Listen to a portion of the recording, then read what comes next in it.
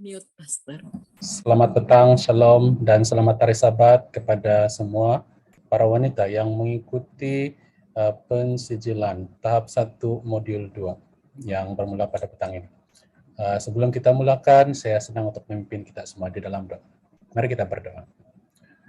Bapa kami yang bertakhta di dalam kerajaan surga, terima kasih Tuhan berkat hari Sabat yang begitu indah Engkau sudah berikan kepada kami, sehingga kami sudah berada pada jam Sabat ini. Dan sementara Tuhan, kami juga memulakan pensijilan pelayanan wanita pada waktu ini. Kami undang kehadiran Tuhan untuk menyertai, terlebih untuk memberkati setiap satu para wanita yang akan mengambil yang akan bersama-sama di dalam pensijilan ini. Terlebih Tuhan, berkati peralatan-peralatan yang kami gunakan, berkati internet connection yang kami juga akan gunakan sepanjang persijilan ini. Terima kasih Engkau dengarkan doa kami Tuhan. Di dalam nama-Mu kami sudah berdoa. Amin.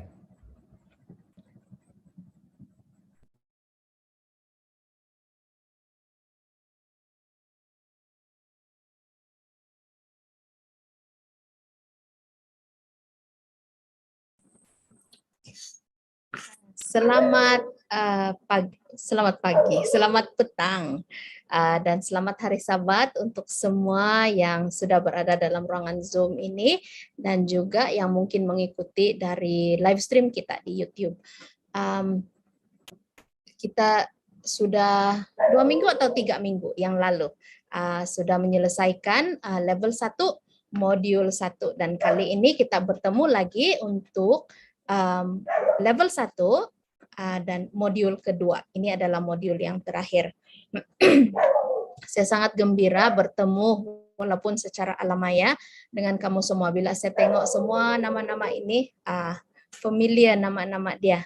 Saya tahu ada yang terpaksa keluar ke pekan untuk cari line internet agar dapat mengikuti. Saya sangat hargai komitmen kamu untuk mengikuti pensijilan ini.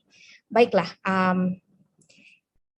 sebelum itu, terima kasih juga untuk yang sudah mengikuti, yang hari itu tidak berkesempatan untuk mengikuti kuis. Ada beberapa orang yang telah tertinggal karena masalah internet, tetapi setakat hari ini semua sudah menyelesaikan. Saya tidak pasti, hampir semua sudah menyelesaikan kuis untuk modul 1.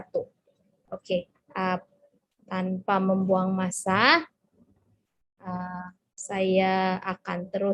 kita akan terus pergi ke subjek kita yang pertama untuk petang ini. Oke, saya akan share screen.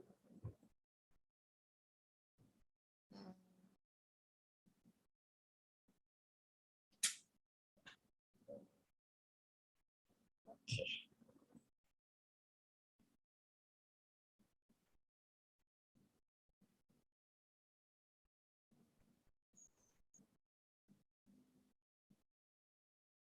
Oh, tunggu sekejap ya. Apa yang sudah saya buat? Oh, tidak apa. Kenapa dia tidak boleh share? Oh, tidak perlu share sound. Saya share ini. Boleh bantu? Oke.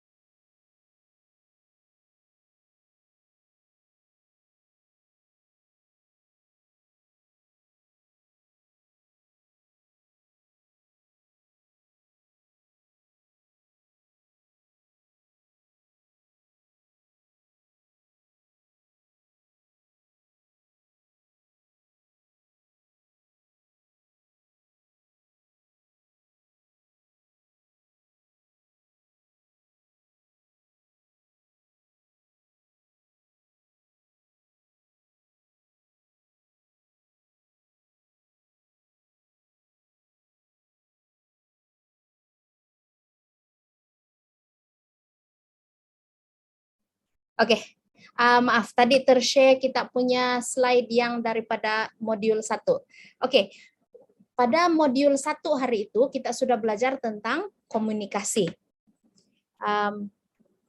Kali ini kita akan belajar satu lagi komponen tentang komunikasi juga, tetapi lebih kepada merujuk kepada komponen di mana kita akan lihat bagaimana komunikasi itu, kepentingan komunikasi itu, komunikasi yang efektif dalam pengurusan konflik. Oke.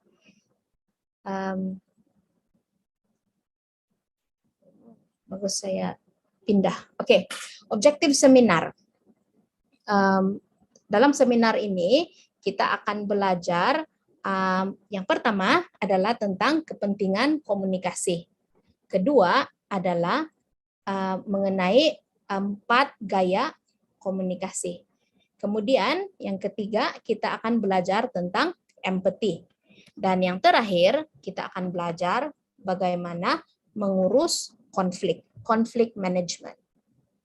Oke. Di mana yang sesuai saya nih? Oke. Mengapa komunikasi itu penting? Pada sesi yang lalu kita sudah belajar apa itu komunikasi kan, dan kita sudah belajar juga kenapa komunikasi itu penting.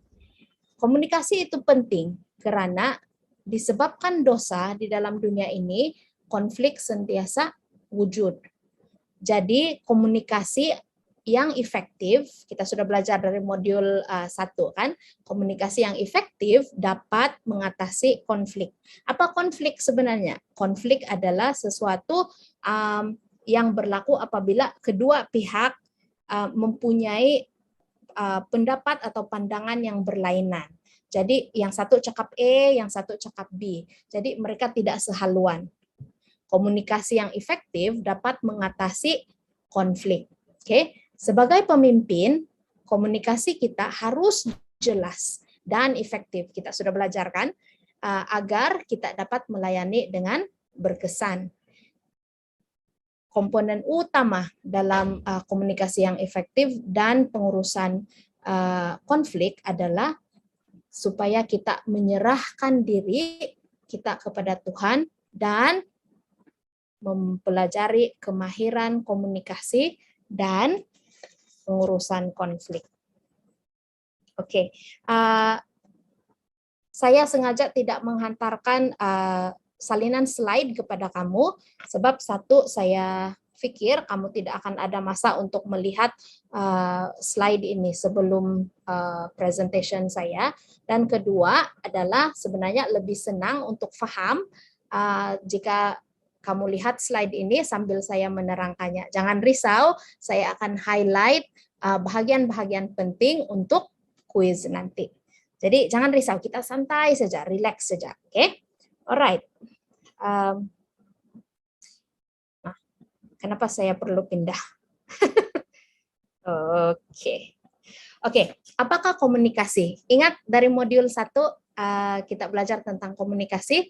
Komunikasi merupakan proses pertukaran maklumat yang berlaku di antara seorang individu, tempat, atau kumpulan kepada yang lain. Ingat ini sangat penting. Bila belajar tentang komunikasi, kita perlu tahu apa komunikasi itu. Jadi, apa komunikasi? Ingat ini, proses pertukaran apa? Hadiah?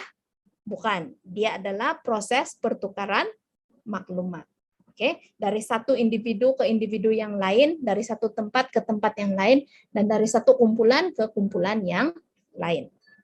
Oke, ini model ini kita sudah pernah lihat.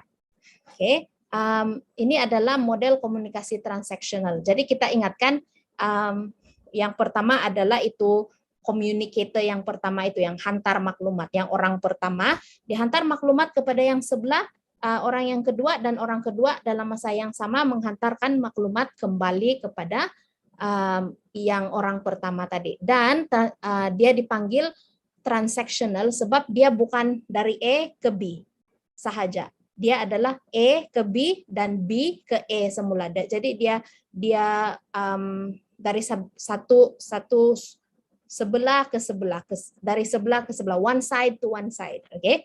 Dan erti atau pengertian, meaning akan dibentuk oleh masing-masing punya pengalaman, persekitaran, kepercayaan, dan budaya. Jadi walaupun kita menghantar message, kita ingatkan kita menghantar message yang jelas, tetapi erti kepada message yang kita hantar itu akan difahami oleh yang menerima message itu mengikut pengalaman, persekitaran, kepercayaan, dan budaya mereka. Oke, ini hanya ulangan. Oke, yang noise di sini arti dia adalah gangguan dalam proses penyampaian message itu. Oke, seterusnya. Oke. Komponen komunikasi terdiri daripada 3 yang paling penting. Jadi yang pertama adalah verbal, yaitu kata-kata, apa yang kita katakan. Dan kedua adalah nada suara, itu 38% dikatakan di sini. Dan yang ketiga dan paling besar adalah non-verbal, yaitu bahasa tubuh.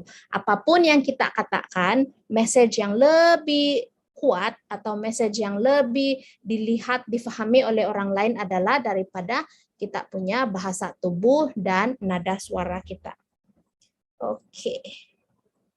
Oke, ingat ini. Komunikasi yang efektif dan pengurusan konflik merupakan kemahiran yang apa? Otomatis? Tidak. Sama macam mendengar. Mendengar tidak otomatis. Kita perlu pilih untuk mendengar.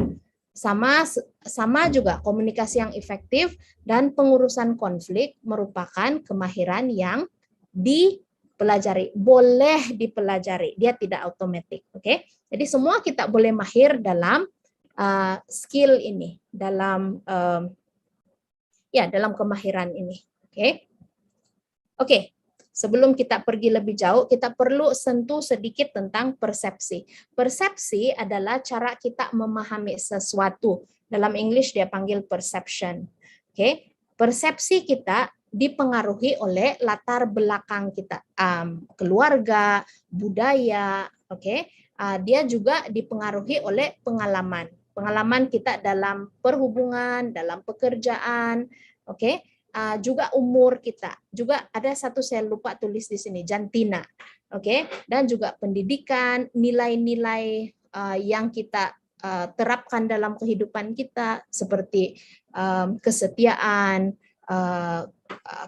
kejujuran, oke, nilai-nilai itu akan membentuk persepsi kita. Dan yang keenam adalah kepercayaan dan agama juga membentuk persepsi kita. Macam mana kita faham sesuatu. Oke, kita akan bincangkan lebih dalam. Oke, persepsi mempengaruhi reaksi dan tindakan kita. Jadi bila orang berkata sesuatu kepada kita ataupun sesuatu keadaan kita lihat, oke, persepsi kita itu ataupun bagaimana kita faham keadaan itu berdasarkan kita punya pengalaman, kita punya umur, kita punya jantina, kita punya pengalaman, itu akan mempengaruhi pula reaksi dan tindakan kita. Oke, dia macam nih. Kalau seorang anak kecil, dia diberikan satu piring penuh makanan. Anak itu dia hanya paham, oh kalau ada makanan, makan. Itu yang dia tahu. Sebab pengalaman dia dan pengetahuan dia itu saja. Kalau ada makan, makan. Oke, walaupun dalam piring itu mungkin penuh makanan yang manis-manis. Oke, cake, ice cream. Oke, tapi bila makanan yang sama, kita katakan sajalah ice cream dan cake dalam satu piring diberikan kepada orang yang lebih tua, dia punya persepsi, dia punya pengalaman atau dia punya pengetahuan, katakan, oh terlampau banyak manis itu tidak bagus. Jadi orang yang lebih tua itu dia akan mungkin dia tidak akan ambil piring yang penuh dengan cake itu. Oke, disebabkan persepsi dia mempengaruhi tindakan orang itu. Oke. Tapi malangnya persepsi kita selalunya tidak lengkap. Oke, persepsi kita cenderung silap. Sebab kita tidak mengetahui, kita hanya melihat sesuatu itu dari sudut pandangan kita sendiri. Kita tidak lihat sesuatu itu daripada keadaannya yang sebenar. Oke? Dikatakan di sini kita melihat bukan seadanya. Kita tidak nampak reality yang sebenar. Sebaliknya, kita lihat seadanya kita daripada persepsi kita. Oke, dua orang yang berlainan, mereka melihat kalaulah ada satu kemalangan berlaku dan dua orang menjadi saksi kemalangan itu. Yang E akan ceritakan cerita yang lain. Oh, mungkin dia mabuk itu. Oke, katakanlah begitu. Kemudian yang B katakan, oh, sebenarnya saya lihat dia punya kereta itu macam lose control. Mungkin ada rosak. Oke, jadi kedua-dua ada persepsi yang berlainan. Tetapi mungkin reality dia adalah orang itu dia sebenarnya tidak pandai memandu, jadi itu sebab dia accident. Oke, jadi kamu dapat lihat di sini persepsi kita tidak lengkap dan cenderung silap. Jadi kita selalunya apabila kita bertindak mengikut persepsi kita, kita akan melakukan kesilapan. Jadi bagaimana untuk mengatasi persepsi yang salah ini atau silap ini atau tidak lengkap?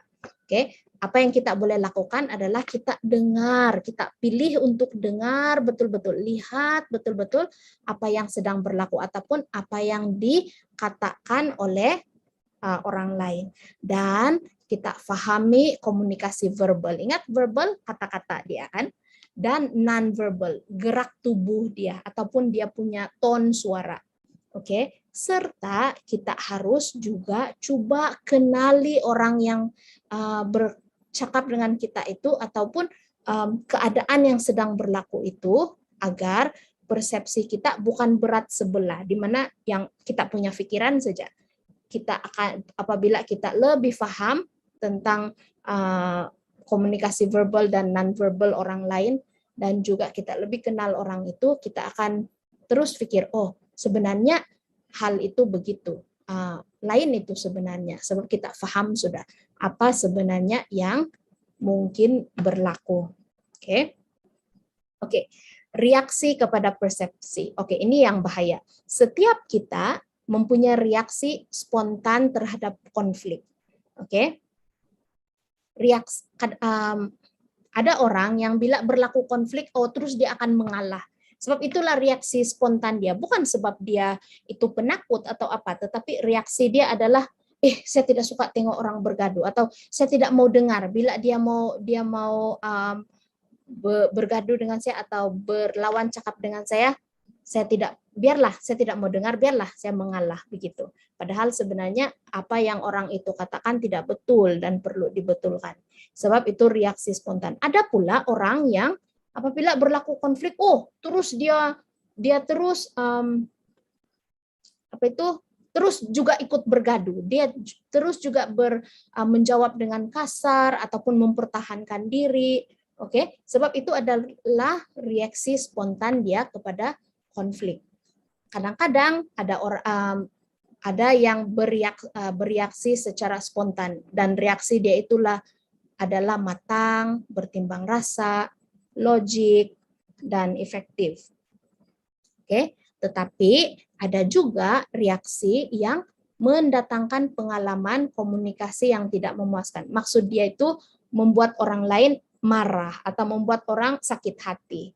Jadi kita kena berhati-hati dengan reaksi kita kepada konflik. Sebab reaksi itu dipengaruhi oleh persepsi kita. Walaupun persepsi kita silap, kalau kita dapat stop, kita punya reaksi daripada secara spontan begitu, kita masih boleh menyelamatkan keadaan. Oke, ingat, saya kembali kepada yang tadi, ingat persepsi kita dipengaruhi oleh latar belakang, pengalaman, umur, pendidikan, nilai-nilai, kepercayaan, dan agama. Itu penting ya. Oke, miliki persepsi Anda, dia katakan. Own your perception. Don't let your perception own you. Maksud dia adalah jangan kita rule, diperintah oleh kita punya persepsi. Biarlah itu persepsi kita, kita yang kontrol. Jangan itu persepsi kita kontrol diri kita. Oke, kita harus bertanggung jawab terhadap persepsi Anda, persepsi kita sendiri. Oke, jangan tuduhkan persepsi kita kepada orang lain. Sebab dia begitu, padahal kita yang pikir begitu. Kita marah itu anak, tapi sebenarnya kita yang tersilap, faham. Bukan itu anak yang sebab dia diam-diam tidak kasih tahu saya. Sebab dia tidak berterus terang. Sebenarnya bukan salah dia, salah orang itu. Kita yang silap sebab kita dikontrol oleh persepsi kita. Pilih respon yang tepat untuk situasi konflik. Apabila konflik berlaku, kita perlu pilih respon yang tepat. Jangan spontan, jangan otomatis. Kita mesti, macam mana? Apa yang saya boleh buat? Nanti ada strategi tentang itu.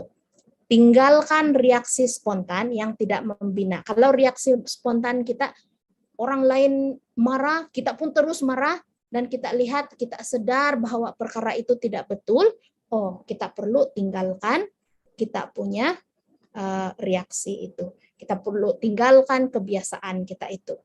Elakkan bereaksi secara spontan. Yang lebih bagus, yang lebih baik adalah berkomunikasi. Bila anak tumpahkan air di meja, jangan terus bereaksi. Jangan terus bereaksi. Lebih bagus kalau katakan, kenapa jatuh? Kenapa kamu letak terlalu dekat dengan tangan kamu? Kasih jauh sedikit lain kali. Jadi semua orang pun akan tidak akan hadir konflik di situ. Konflik dielakkan. Oke. 4 gaya komunikasi. Apabila kita bercakap tentang konflik dan komunikasi, selalunya konflik terjadi disebabkan oleh cara seseorang itu berkomunikasi. Boleh lagi kasih kecil lagi saya. Oke. 4 gaya komunikasi. Yang pertama ialah si pengarah. Ini adalah gaya komunikasi seorang yang dia dipanggil sebagai pengarah. Tidak semestinya dia pengarah, tetapi dia punya kategori macam ini. Selalunya si pengarah ini atau director adalah orang yang dia lihat diri dia sebagai penting, ataupun memang pun penting, mungkin memang bos, ataupun dia sendiri sejak lihat dia penting. Dan kalau yang ada sifat gaya komunikasi pengarah ini, dia selalu mau cepat. Perkara yang dia suruh hari ini kan, dia sebenarnya mau siap kemarin lagi, kamu paham? Dia mau yang cepat saja. Dan dia sangat berorientasikan penyelesaian proyek ataupun tugasan. Dia hanya mau lihat itu proyek selesai, result daripada pekerjaan. Dia tidak berapa perhatikan itu proses. Dan apabila dia berkomunikasi, dia suka yang singkat, yang straight to the point.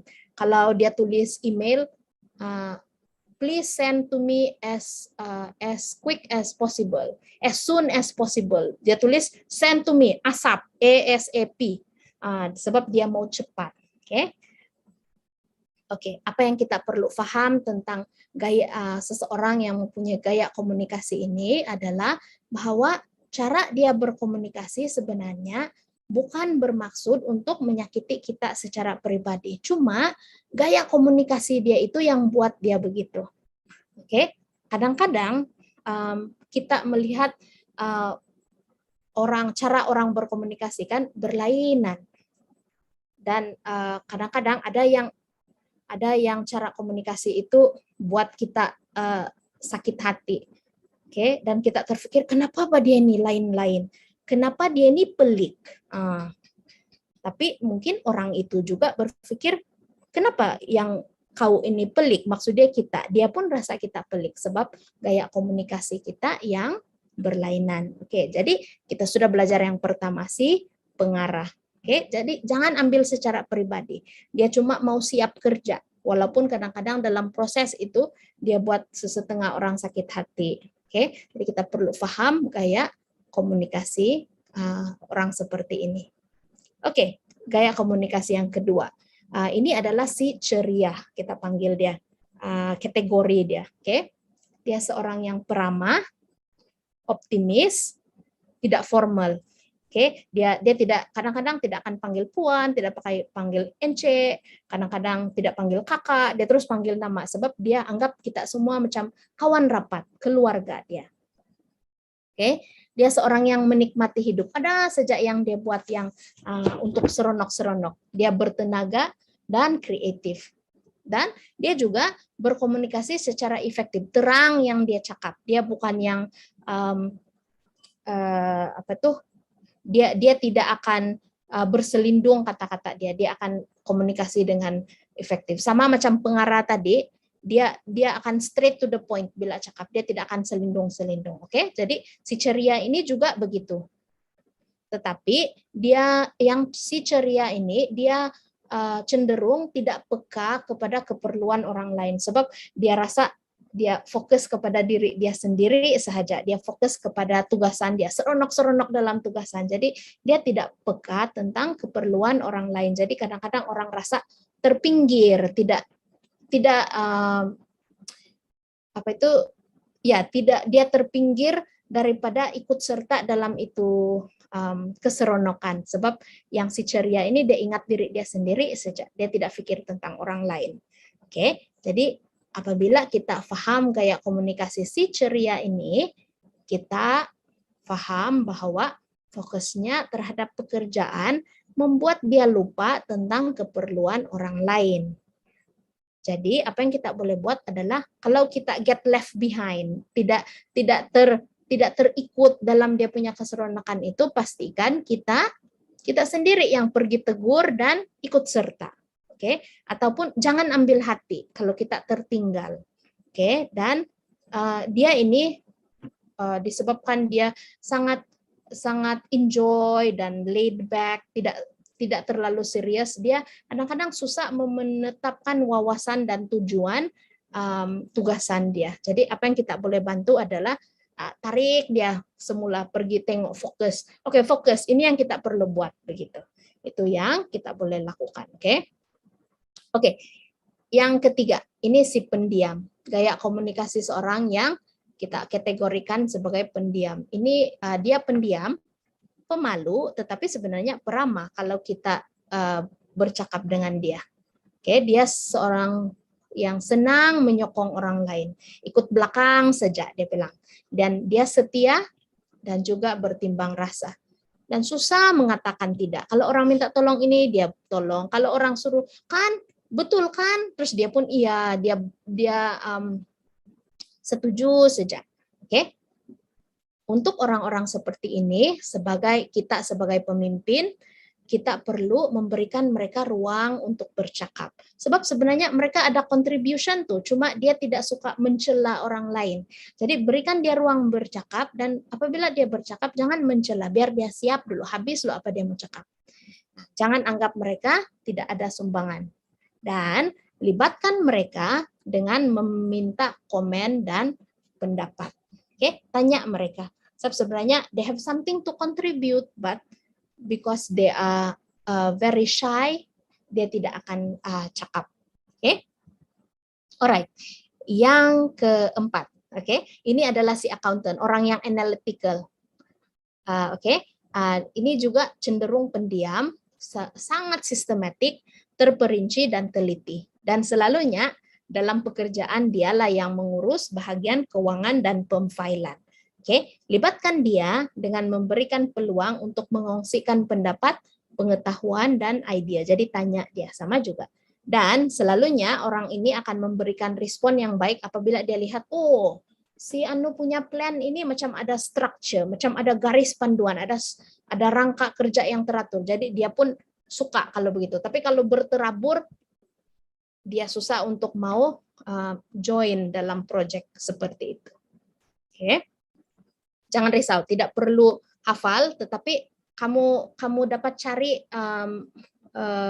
karakteristik gaya komunikasi kamu dalam 4 jenis ini, ataupun orang yang kamu kenal ada yang seperti ini.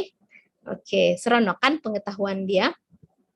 Oke, sebagai pemimpin, setiap satu adalah penting. Maksud dia, semua gaya komunikasi itu tadi, semua sama penting. Kita harus belajar untuk menghargai kepelbagaian kekuatan yang ada.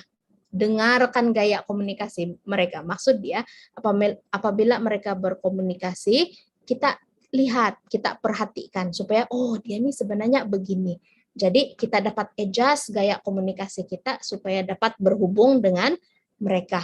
Belajar untuk bekerja sama dan melibatkan mereka dalam tugasan. Oke, apabila kita paham gaya mereka, kita dapat melibatkan mereka dalam tugasan. Oke, ketiga. Ini adalah komponen ketiga dalam ini seminar ini, subjek ini, oke? Empathy. Empathy harus hadir dalam pengurusan konflik. Oke, jadi empathy adalah merasakan perasaan dan sikap seseorang seakan-akan kita telah melaluinya sendiri. Ingat ini penting. Empathy adalah merasakan perasaan orang lain. Kita coba rasa apa yang mereka rasa. Coba letakkan diri kita di tempat mereka dan rasa itu perasaan mereka supaya kita lebih paham. Empathy dikatakan adalah keadaan di mana kita mendengar dengan kepala dan dengan hati kita. Apabila kita berempati ataupun kita coba rasa perasaan orang itu, pintu komunikasi terbuka luas karena akhirnya kita paham bagaimana perasaan dia apabila melalui keadaan-keadaan yang tertentu. Oke, ingat itu, empati adalah merasakan perasaan orang lain. Ingat, apa yang kita pikirkan tentang orang lain, walaupun kita rahasiakan, tetap akan diketahui oleh mereka. Oke, itu perasaan, itu gambaran kita tentang orang, gambaran sebenar kita tentang orang lain, walaupun kita kasih sembunyi, akhirnya mereka akan tahu juga. Jadi gambaran yang baik apabila kita beranggapan baik, oke, terhadap orang lain, kita akan ada komunikasi yang efektif. Tetapi kalau gambaran itu atau persepsi kita tentang orang itu tidak baik, komunikasi kita akan terganggu. Jadi lebih baik kita adjust, kita punya pandangan itu supaya kita lihat orang yang lain sebagai apa itu? Mempunyai masalah dia sendiri, mempunyai kekuatan dia sendiri, mempunyai kelemahan dia sendiri. Dengan itu kita lebih dapat berkomunikasi mereka, empathize dengan mereka. Kita gunakan empathy supaya kita dapat paham keadaan orang lain. Oke, so bagaimana berempati? Oke, ini yang boleh kita lakukan kepada kita latih diri kita. Ambil serius tentang keperluan dan masalah serta kebimbangan orang lain. Jangan apabila orang luahkan dia punya kebimbangan, kita pikir tentang diri kita sendiri ataupun kita malas mau dengar. Sebenarnya itu menutup pintu komunikasi kita. Jadi apabila ada konflik, orang itu sudah tidak mau dengar apa yang kita mau katakan sebab dia sudah rasakan bahwa kita tidak peduli dengan dia. Oke? Kita harus akui hak orang lain untuk mempunyai perasaan dan sikap tersendiri. Kadang-kadang kita tersilap buat ini terutamanya kepada anak kita. Apabila anak itu marah, kita katakan, mana boleh marah? Ataupun apabila anak itu mau menangis, jangan nangis. Begitu. Kita tidak akui bahwa dia pun, anak itu pun mempunyai hak untuk ada perasaan dan sikap tersendiri. Kita pikir anggapan kita saja yang betul, apa yang kita rasa saja yang betul. Kita tidak berempati kepada orang lain. Oke. Seterusnya, kita harus memahami bagaimana persepsi seseorang itu terbentuk. Persepsi seseorang terbentuk disebabkan oleh pengalaman mereka, latar belakang mereka kan. Setiap orang yang kita kita temui atau kita ada hubungan, maksudnya kawan-kawan, jiran-jiran, kadang-kadang yang lebih kita lihat adalah mungkin mereka punya keburukan, mereka punya kelemahan, tetapi kita kadang-kadang lupa bahwa mereka begitu sebab mereka telah disebabkan oleh pengalaman mereka, keadaan mereka. Saya ingatkan ada satu stiker yang ditulis, ada tulisan dia yang kena lekat-lekat di fridge, di peti ais. Dia katakan di situ, don't judge, everyone is having their own struggle, something like that. Jadi setiap orang ada pergelutan dia sendiri. Jadi kita perlu fahami bahwa persepsi mereka, bagaimana mereka memahami sesuatu itu dibentuk oleh pengalaman mereka. Oke, jadi kita tidak tahu pengalaman mereka baik atau buruk atau sebagaimana. Oke, jadi bila kita faham itu, kita dapat lebih memahami orang yang orang itu. Oke, kita sudah sebut itu, jangan menghakimi atau mempersalahkan. Oke, tadi itu adalah bagaimana berempati, apa yang kita boleh latih diri kita sendiri. Oke, sekarang ini adalah bagaimana menunjukkan empati melalui tindakan kita. Oke, perbuatan kita menunjukkan gambaran pribadi kita terhadap orang lain. Perbuatan kita menunjukkan how we think of that person, macam mana gambaran kita. Kalau kita gambarkan dia seorang yang baik, terus kita akan layan dia dengan baik. Kalau kita gambarkan dia sebagai seorang yang mementingkan diri, terus kita pun melayani dia seperti itu. Oke, itu tidak betul.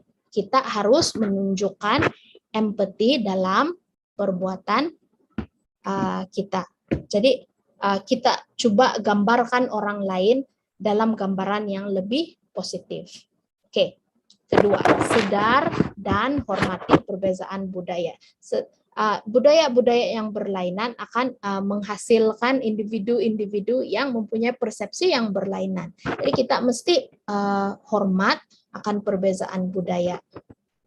Oke, jadi apa yang kita boleh lakukan apabila kita tidak paham? Kita betul-betul tidak dapat paham, I don't get this person, kita katakan. Kita tidak paham kenapa orang ini seperti ini. Kita perlu bertanya. Kadang-kadang kalau kita terus jump into conclusion, kalau kita anggap saja seseorang itu begitu, kita terus akan hidup dalam ketidakpastian. Bagaimana sebenarnya orang itu? Coba tanyakan soalan. Duduk dengan dia, bercerita dengan dia, agar kita dapat mengenali orang itu. Oke. Menunjukkan empati melalui tindakan juga. Oke, bagian ini kita juga dapat menunjukkan empati melalui tindakan dengan menggunakan non-verbal yang efektif. Bila kita bercakap dengan orang itu, ingat kita mau jemput dia duduk bersama supaya kita lebih paham, kita gunakan non-verbal yang kita punya gerak badan yang efektif. Contohnya bila kita bercerita, kita lihat mata dia, kita duduk dekat dengan dia. Oke, kemudian kita angguk kepala kita apabila dia bercakap. Jangan apabila orang bercakap kita tengok jam, kita tengok handphone. Itu adalah non-verbal yang tidak efektif. Oke, pastikan ekspresi muka kita apabila kita bercakap dengan orang ini adalah ekspresi muka yang ramah. Jangan tunduk, kita senyum ataupun kita biarkan muka kita nampak ramah, jangan marah begitu. Oke. Dan jangan ketawa pada tempat-tempat yang tidak sepatutnya ketawa. Oke, beri respon yang menunjukkan kita sedang mendengar. Ingat lagi cerita saya tentang nenek saya. Apabila dia mau menceritakan sesuatu, dia akan waktu malam bedtime story, dia mau kami cakap menunjukkan kami mendengar. Sama juga. Kalau kita sedang bercakap dengan orang lain, tidak ada salahnya bila kita mengangguk atau katakan, oh ya, begitu. Oke, gunakan ton suara yang lembut, menggalakkan, dan mesra. Oke, dengan cepat. Penghalang empati.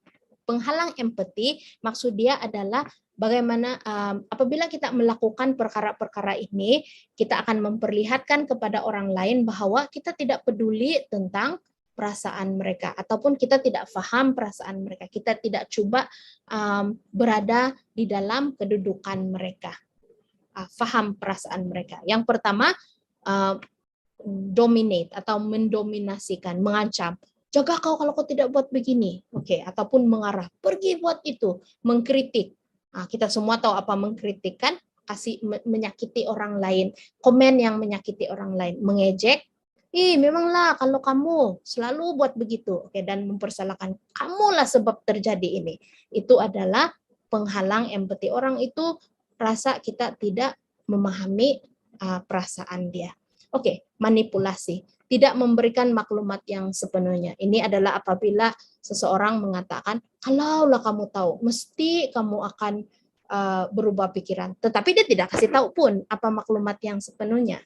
Oke, menyoal siasat, kemudian memuji dan memanipulasi. Wah, dia katakan, berapa lama kamu siap ini report? Dia soalkan. Kemudian, sepanjang malam saya bikin. Kemudian dia puji, bagus betul ini report. Oleh sebab ini report bagus, kau buat yang Nina, sebab saya tahu kau boleh buat. Dia katakan, itu adalah memanipulasi. Oke. C, membuat orang lain teragak-agak, menuduhkan motif. Saya tahu kenapa kamu mau belanja dia makan, sebab kamu mau pinjam duit kan, begitu. Dia tuduh, padahal mungkin motif orang lain bukan begitu. Nasihat yang tidak tepat masa. Ini contohnya apabila kalaulah kamu kasih bersih meja kamu tadi, tentu kamu tidak tercari-cari, tapi sudah terlambat, tercari-cari sudah. Oke, yang lebih baik adalah beri nasihat yang tepat pada masanya. Oke, jangan yang terlambat baru konon-konon mau nasihat. Oke, seterusnya adalah menukar topik. Apabila orang itu bercakap, saya punya anak sakit, saya sangat bimbang sebab anak saya sakit. Tapi kita katakan, kamu sudah nampak kereta baru saya. Oke, jadi orang lain tidak akan merasa kita tidak peduli terhadap mereka.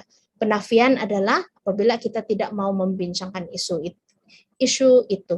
Kita nampak sudah seseorang itu dia punya kereta rusak, tetapi kita cakap tentang benda lain, kemudian berlalu pergi, pura-pura tidak tahu. Jadi kita memperlihatkan bahwa kita tidak tahu. Oke. Ini yang saya katakan tadi, pengurusan konflik. Apabila kita bereaksi secara spontan, selalunya kita akan memburukkan keadaan, ataupun kita akan mengadakan pengalaman komunikasi yang tidak efektif. Oke. Apabila konflik berlaku, reaksi yang tepat untuk konflik adalah kita lakukan ini, tapi dalam bahasa Inggris, oke? STAR, S-T-E-R. Oke. Stop.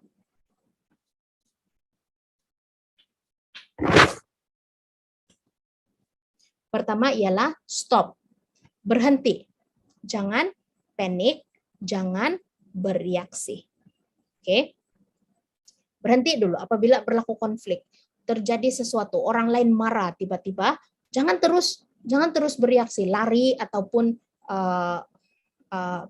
marah juga. Oke, berhenti. Jangan buat apa-apa. Kemudian kedua adalah think, fikirkan. Fikir dan tanya atau lihat sekeliling atau tanya orang lain. Minta dulu, dapatkan informasi atau maklumat yang lebih banyak supaya kita dapat paham apa yang sebenarnya berlaku. Oke. Kemudian S-T-A kan? Analisis.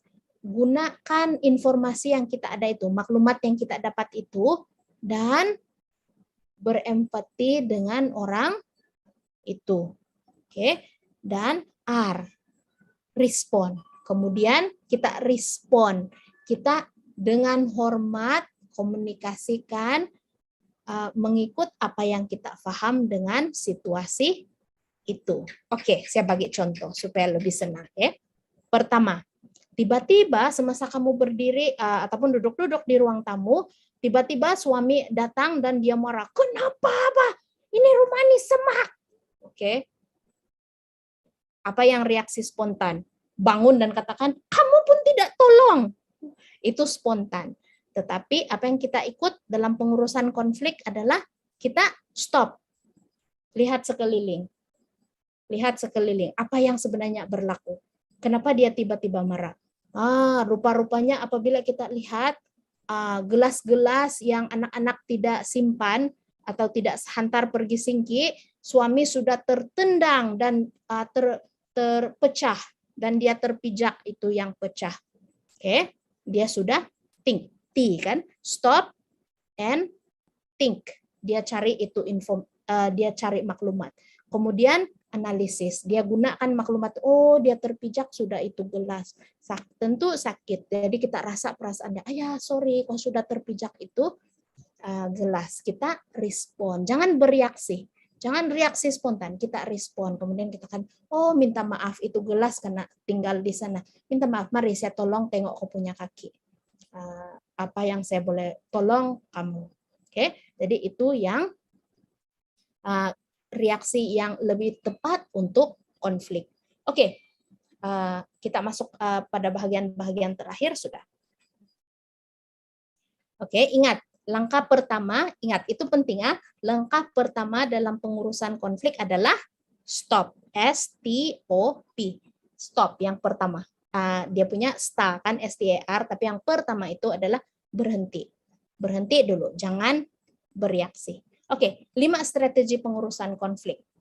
Pertama, elakan. Ini akan elakan maksud tunggu dan lihat. Jangan dulu address itu konflik. Ini adalah untuk isu remeh atau apabila keputusan itu boleh ditangguh untuk dilakukan kemudian maksudnya. Oke. Ini selalunya akan dilakukan. Strategi elakan ini dilakukan kalau kadang-kadang apabila orang terlalu high emotion sudah, yang marah-marah sudah, atau orang sangat panik. Elakan membuat keputusan apabila semua orang sedang marah ataupun tidak cukup rehat, penat. Oke, tangguh dulu. Jangan dulu buat apa-apa. Ia bukanlah isu keselamatan atau moral. Kalau dia bukan berkaitan keselamatan ataupun berkaitan dengan moral, tangguh, elakan, tunggu dulu. Oke. Tetapi strategi pengurusan konflik ini bukan digunakan, ingat itu, oke? Bukan digunakan disebabkan kita takut. Tetapi disebabkan kita perlu mendapat apa? Kita perlu tunggu dan lihat dahulu apa yang sedang dilakukan. Oke. Alright. Strategi pengurusan konflik yang seterusnya adalah kita paksa. Dia panggil di sini paksa, force. Ini cenderung di mana kita yang memaksa itu akan berada dalam pihak yang menang. Kita menang itu argumen, itu perbalahan, konflik itu. Dan pihak yang satu lagi akan kalah. Oke, ini berlaku apabila strategi ini digunakan apabila ia melibatkan isu keselamatan dan moral.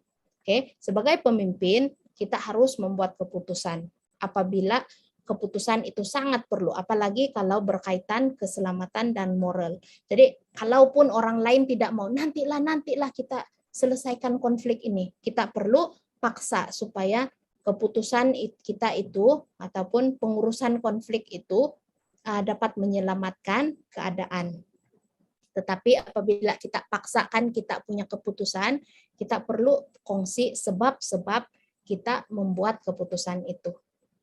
Nah, salah satu yang boleh dilakukan adalah sementara kita mau paksa, mau kasih resolve itu konflik kan, kita mau paksa untuk menyelesaikan konflik itu, kita minta kumpulan itu ataupun kita punya grup untuk dan siapa-siapa yang terlibat, maksud saya bersurai, bersendirian, berdoa, kemudian kembali semula dan menyelesaikan isu itu, mengambil keputusan apa yang boleh dilakukan untuk menyelesaikan konflik yang berlaku. Oke, tapi bukan kalau yang elakan tadi ingat bukan sebab kita tidak mau menghadapi konflik itu. Tapi kalau paksa adalah disebabkan kita perlu untuk menghadapi konflik itu dengan cepat, dengan segera. Oke, saya harap itu maksudnya difahami. Oke, mengalah. Ini pun E juga. Maaf. A, B, C. C sudah di situ. Oke, mengalah. Maksud dia dalam konflik kita beralah, kita mengalah. We step down maksud dia. Ini adalah di mana pihak kita mengambil biarkan diri kita kalah dan pihak yang sebelah lagi menang. Selalunya ini perlu dilakukan apabila kita memang silap. Oke. Dan apabila keputusan ataupun pengurusan keputusan dalam konflik itu sebenarnya dalam bidang kuasa orang lain. Ini contoh dia yang paling dekat adalah apabila ada konflik di office. Apa yang perlu kita buat? Beli ini kah, beli itu. Yang satu mau marah sudah. Kita perlu laksanakan proyek ini ataupun proyek yang itu. Jadi kita perlu beralah apabila orang atasan yang katakan, oke, kita pilih proyek yang ini. Jadi kita mengalah. Tapi jika pun kita tidak bersetuju, kita boleh katakan, oh saya tidak setuju. Dan kita berikan alasan kita dengan tenang. Tetapi kemudian kita mengalah dengan hormat. It's best to take the higher road. Jangan terus kasih paksa kita punya pendirian jika itu bukan tempat kita untuk mengambil keputusan. Oke, kompromi. Kompromi adalah di mana sebenarnya kedua-dua bahagian itu atau kedua-dua pihak itu kalah. Dua-dua pun beralah. Oke?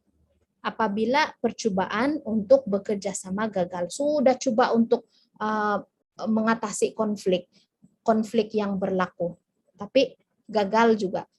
Misalnya kalau kita mau pergi makan, kemudian yang satu mau pergi KFC, yang satu mau pergi McD, kemudian bergaduh sebab masing-masing pun mau pergi ke tempat dia yang pilihan dia sendiri.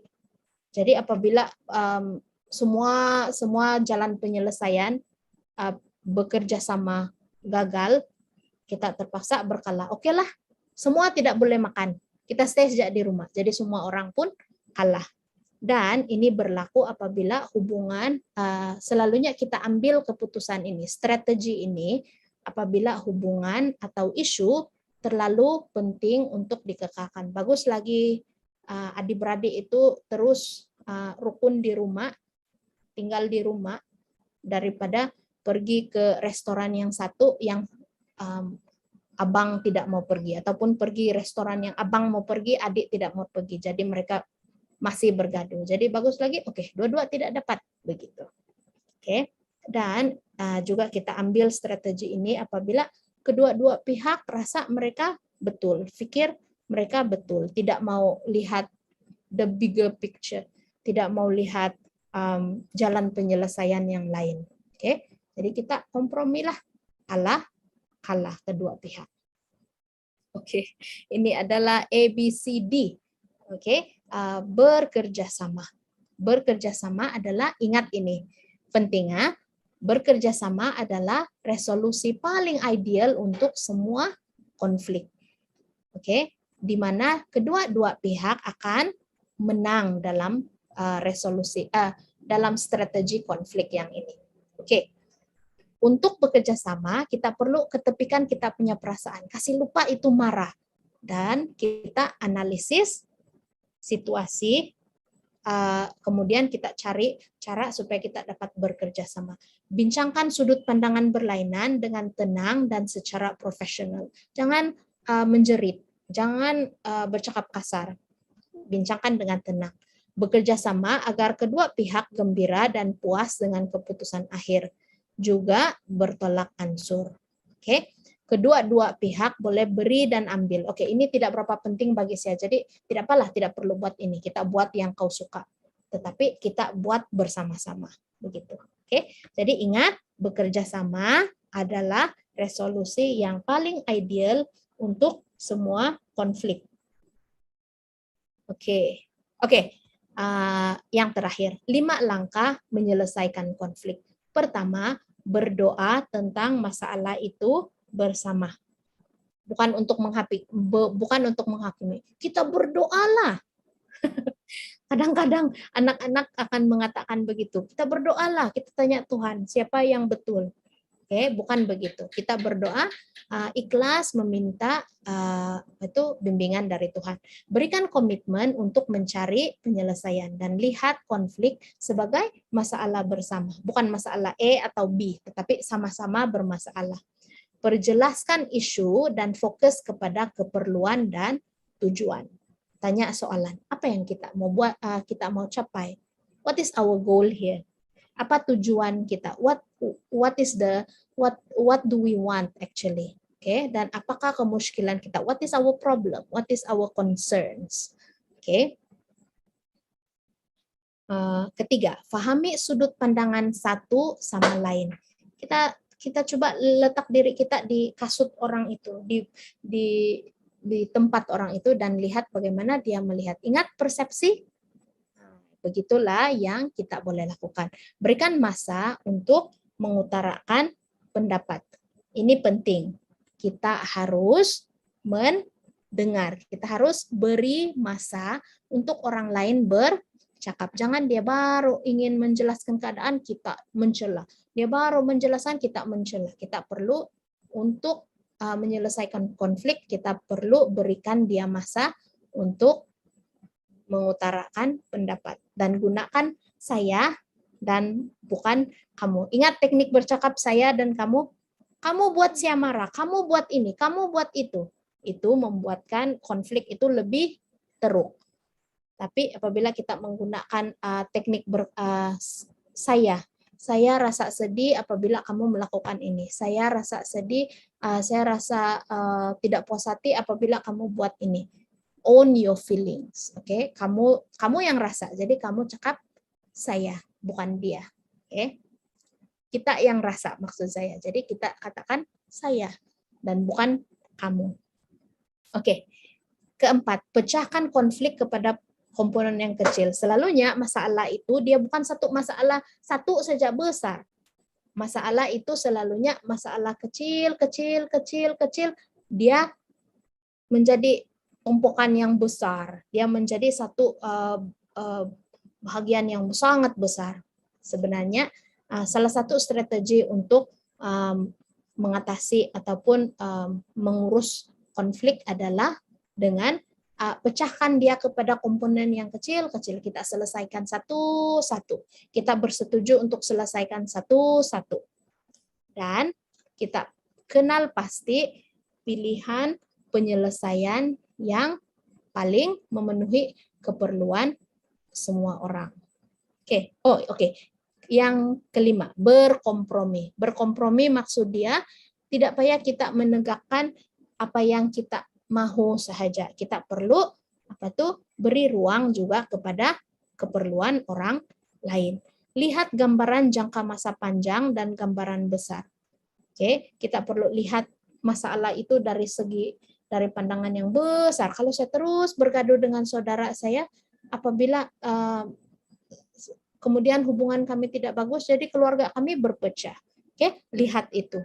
Kalau anak saya tumpahkan air, sebenarnya bukan masalah besar, sebab kalau sudah kasih bersih, tidak sudah masalah itu. Oke, lihat gambaran yang besar. Sokong penyelesaian yang adil dan saksama. Ingat, sokong penyelesaian yang adil dan saksama. Harus adil dan harus saksama. Jangan sokong yang berat sebelah. Kalau orang lain coba selesaikan konflik, tidak apalah, kita bagikan tanah itu, kamu dapat 2 bahagian, adik kamu dapat 1 bahagian. Sokong. Oke, itu tidak betul. Kita harus sokong penyelesaian yang adil dan saksama. Ingat ya, lepaskan bahagian yang remeh dan fokus kepada perkara yang lebih penting. Adik saya apabila mereka bergaduh kadang-kadang disebabkan pandangan mata saja. Itu mata dia tengok saya begini-begini apabila sewaktu mereka masih kecil ya. Oke. Jadi apabila mereka bergaduh sebenarnya perkara itu remeh saja. Ingat, dalam konflik kita, kadang-kadang yang remeh itu kita lupa bahwa dia remeh. Ya, small things. Lepaskan itu supaya konflik kita dapat diselesaikan. Jangan jangka bahwa penyelesaian konflik dari E sampai Z semua ikut kemauan kita. Kita harus berkompromi. Biarkan keperluan orang lain juga dipenuhi, ditangani, dilihat. Oke. Jadi dalam Ibrani 12 ayat 14 dikatakan, berusahalah untuk hidup rukun dengan semua orang. Berusahalah untuk hidup suci, khas bagi Tuhan. Karena tidak seorang pun akan melihat Tuhan jika tidak hidup seperti itu. Jadi kita berusaha untuk hidup rukun dengan semua orang. Itu saja presentation untuk subjek ini. Saya harap ia telah bermanfaat bagi kita dan cukup jelas untuk kita gunakan dan terapkan dalam kehidupan kita seharian. Oke, terima kasih. Saya stop share dulu.